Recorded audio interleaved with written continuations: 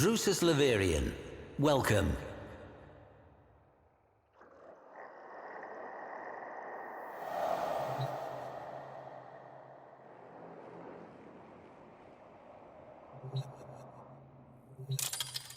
Well, anything helps. Nezha, the mercurial firemonger, the clarion of hope. However foul the decadent excesses of the Orokin Empire, the aftermath of its collapse was arguably worse. But the darkest times often give rise to the brightest legends. We've seen that happen often, haven't we?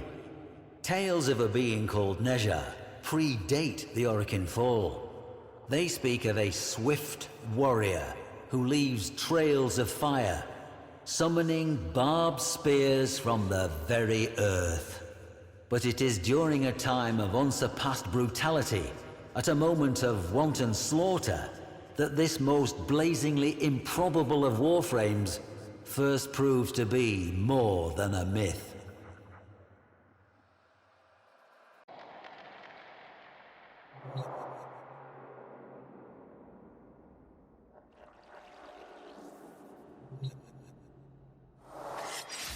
This blade, a tongue of exquisite flame in cold metal, it was unearthed by a poor farmer of Reshantur as he followed his hulking plough beasts across fields he would never own.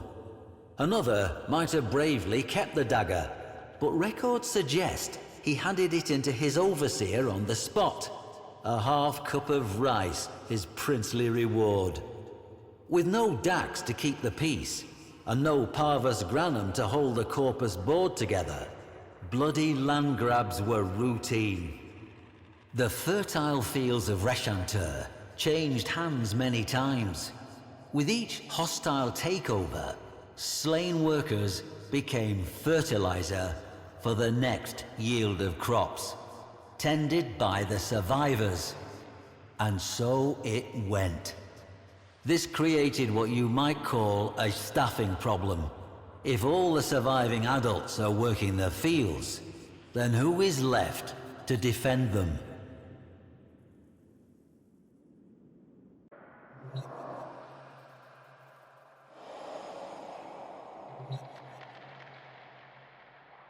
Children, that's who. This dismal little relic was once part of a Sayandana, shall we say. Though not of Orokin make, clearly. No, its young owner wove this from a fertilizer sack. There were many such capes found at the site, enough for an army. Mowers were expensive, you see. Children, they were cheap and plentiful. It made good business sense to arm them. Not the very youngest, of course, just the near adults. The still unbroken, those who understood the stakes. The young defenders of Reshantur took their duty seriously. They formed into a little clan, trained every day in the ruins of an old temple, and even made themselves a uniform of sorts, part of which you see before you now. But this humble cape was modelled on something even older. The Sayandana of Nezha himself, displayed here, before you.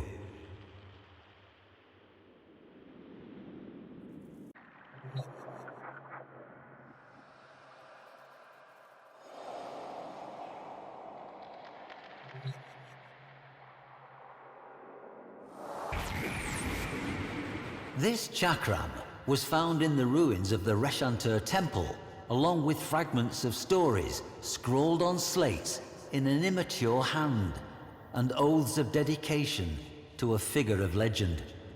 It seems the child soldiers of Reshantur took courage from the tales of Nezha, adopting him as patron and protector. Their scratchings evince a firm belief that Nezha would bless them with victory, should they fight without fear, and abandon them should they ever fear. So, they swore they would defend the fields to the last drop of their blood. Clever manipulation. I wonder who put that idea into their heads. At any rate, they accepted it on faith. At least, until the massacre of Reshantur.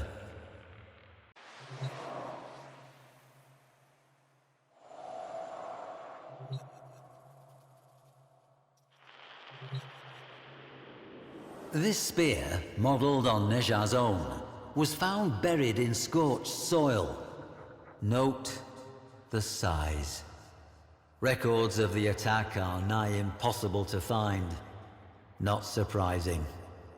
The massacre was almost certainly covered up to protect what the corpus regarded as sensitive business practices. Imagine the children, Tenno, wearing their pathetic sayandanas, bearing flimsy weapons, but with heads high, as warriors. Think of them rushing at their far superior foes without fear, and imagine what those foes did. To this day, the fields of Reshantur cannot be ploughed. The blades of ploughs are dented and destroyed by an earth that, still, remains thickly seeded with shot and shells and the cold brass teeth of war.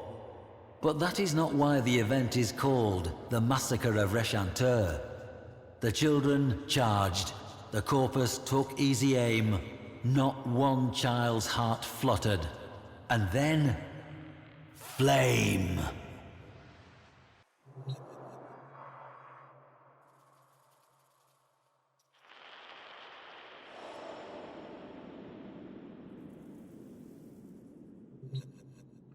The corpus surveyor, Yena Zasperin, says she found a solitary child wearing this helmet in the midst of a charnel field of remains.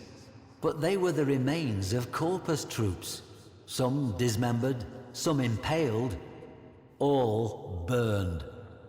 Nezha did it, the boy said calmly.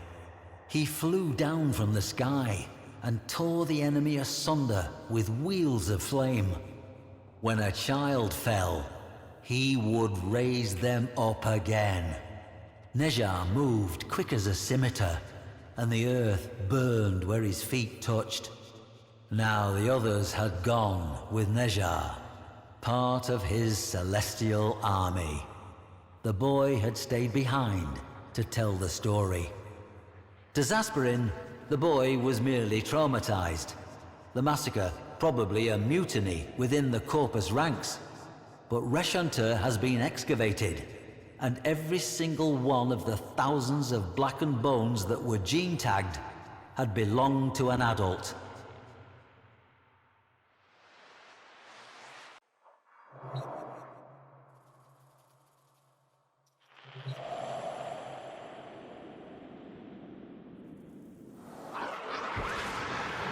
And at last we meet Nezha face to face in all his unquestionable reality.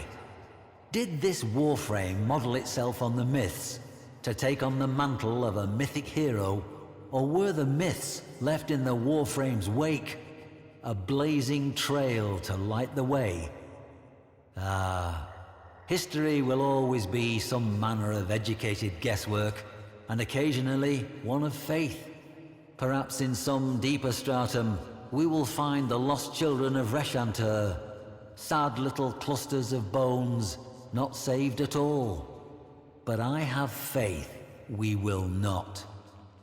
I leave you with this. Why do you suppose it was the child soldiers that Nezha chose to protect? Any war has its innocent casualties, but these seem to have called to him. What could a Warframe, a lethal specialist warrior, possibly have in common with a child?